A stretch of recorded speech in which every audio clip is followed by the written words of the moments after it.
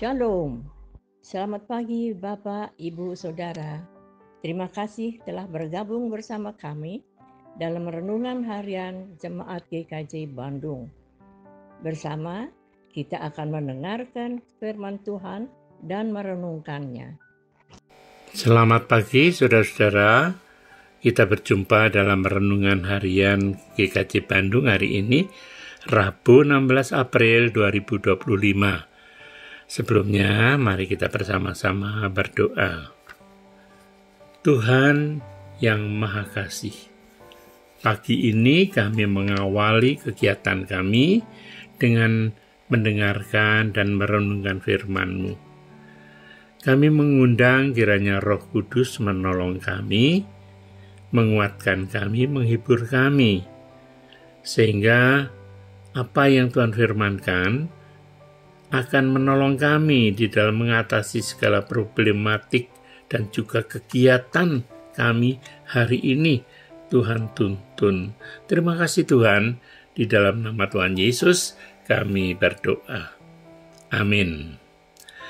Saudara-saudaraku yang dikasihi Tuhan, pagi ini tema kita adalah mujizat bagi yang merindukannya.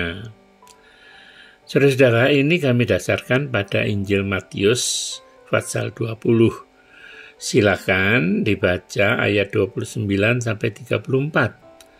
Saya akan bacakan ayat yang ke-32 yang demikian. Ia berkata, "Apa yang kamu kehendaki supaya aku perbuat bagimu?" Ini kata-kata Tuhan Yesus. Saudara-saudara, Tuhan itu menyediakan mujizat bagi setiap orang yang sungguh-sungguh merindukan dan menginginkannya. Sama seperti orang yang merindukan hikmat.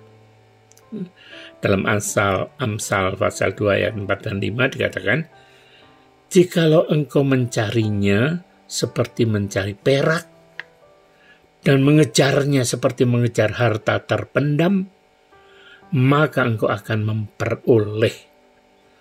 Artinya, dibutuhkan satu tekad yang kuat, tindakan yang nyata, dan usaha yang sedemikian rupa untuk memperoleh mujizat.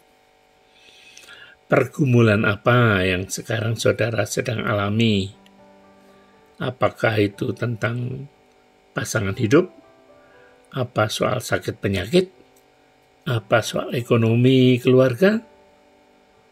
Apa usaha saudara yang mengalami kesulitan?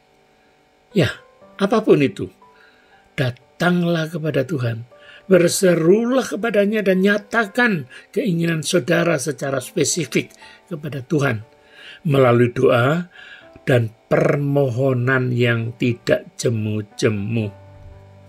Karena inilah janji Tuhan kepada setiap orang yang bersungguh-sungguh datang kepadanya. Matius 7 ayat 7 dan 8. "Mintalah, maka akan diberikan kepadamu. Carilah, maka kamu akan mendapat. Ketoklah, maka pintu akan dibukakan bagimu." Karena setiap orang yang meminta, menerima. Setiap orang yang mencari, mendapat. Dan setiap orang yang mengetok, baginya pintu akan dibukakan.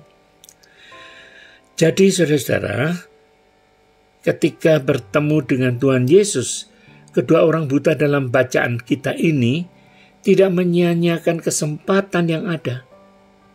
Sehingga Tuhan Yesus bertanya, "Apa yang kamu kehendaki supaya aku perbuat bagimu?" Jawab mereka, "Tuhan, supaya mata kami dapat melihat." Tuhan pun memperhatikan kerinduan mereka sebelum ia bertindak. Dikatakan dalam ayat 34, "Maka tergeraklah hati Yesus oleh belas kasihan. Lalu ia menjamah mata mereka, dan seketika itu juga mereka melihat, lalu mengikuti Dia." Saudara-saudara, imanilah setiap janji Tuhan, karena ia bekerja seturut dengan janjinya, dan jika ia berjanji tidak ditepati.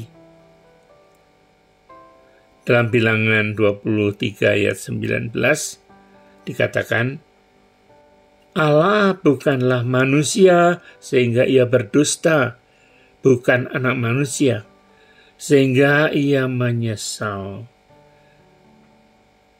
Masakan ia berfirman dan tidak melakukannya, atau berbicara dan tidak menempatinya? Maka, saudara-saudara, jangan biarkan keraguan dan kebimbangan memenuhi hati dan pikiran saudara. Sebaliknya, milikilah iman seperti wanita yang mengalami pendarahan selama 12 tahun, yang berkata dalam Markus 5 ayat 28, asal ku jamah saja jubahnya, aku akan sembuh. Amin.